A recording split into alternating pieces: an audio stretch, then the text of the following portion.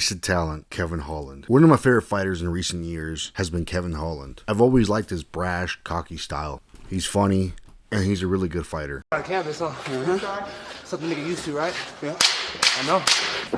I'm pretty proud of you. You hit me a lot. I'm just happy about that. You're doing better than my last guy. Right? Yeah.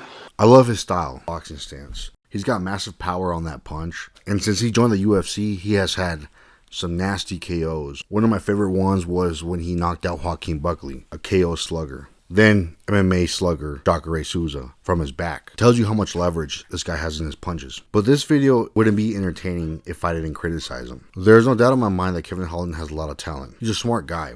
He's fast. He's strong. He has power in both hands. He's lanky. His stand-up is nasty. He knows how to roll with shots and get away from danger and land that big left. And when he first came onto the scene at 185, he was really undersized for 185, yet he was able to win a lot and pull off great KOs. It wasn't until he got into the top 10 where he was kind of exploited. Guys like Derek Brunson, Marvin Vettori were able to get him down and take him down over and over again, showing that his wrestling defense wasn't the best and he physically wasn't the strongest guy. He was well undersized for these big dudes that ragdolled him, took him down and beat him up whenever they wanted to, where he couldn't get back up. Well, Kevin Holland learned from these losses, and he worked on his wrestling. I believe he went to Russia and worked on his wrestling, worked with so many coaches to get his wrestling up. It turned out well because he learned how to wrestle. His next few fights, he would look good on the ground, even getting a submission win at one point. And he also dropped from 185 to 170. When he moved down to 170, he had a really bad matchup in Khamzat Chimaev, a big 170 who can fight at 185 as well. So he was submitted pretty quickly. But I don't really count that against his record. What I mean is, like, Chimaev beats everybody. And I don't count that against his potential. Where I believe Kevin's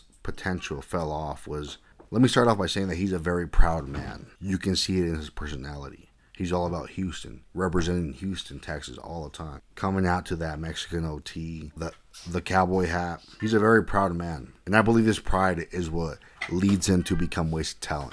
You see, Kevin Holland knows how to learn. He was a good striker at first and then learned wrestling and became a good grappler as well. The UFC helped him out after these losses that he had against Marvin Vettori, Chimaev, and Derek Brunson. They matched him up pretty well against other great strikers like Wonderboy Thompson.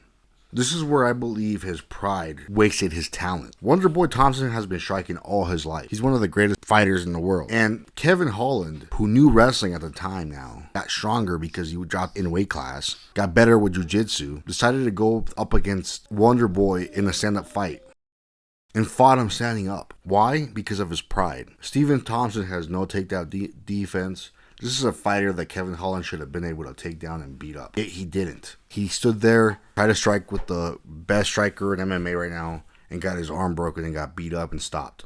Well, you would think a guy like this would learn from his mistakes. But yet, his next fight, he fights Jack de la Madalena, who's a great boxer, probably the best boxer in the UFC right now. Once again, a guy who has really bad takedown defense. If you recently watched the Gilbert Burns fight, this guy can be taken down at will. Kevin knows how to wrestle. Yet Kevin decided to box with because of his pride once again. I believe this could have been an easy fight for Kevin if he would have just let go of his pride and used his skills and his brain to win. But he didn't. And Jack beat him in a decision. He outboxed him, landed more, landed the harder shots, the more shots. Easy win for Jack. Well, you would think once again that Kevin would learn from this. Well, recently, earlier this month, he fought MVP, another great karate fighter. And guess what Kevin tried to do? Strike with him. Once again, pride got in the way. This guy knows how to wrestle at this point. And never try to go for the wrestling. Just try to he tried to out-orthodox this weird, unorthodox fighter, which was playing in this game. And this is the trend that I see from Kevin Holland. He fights everybody's fight because of his pride,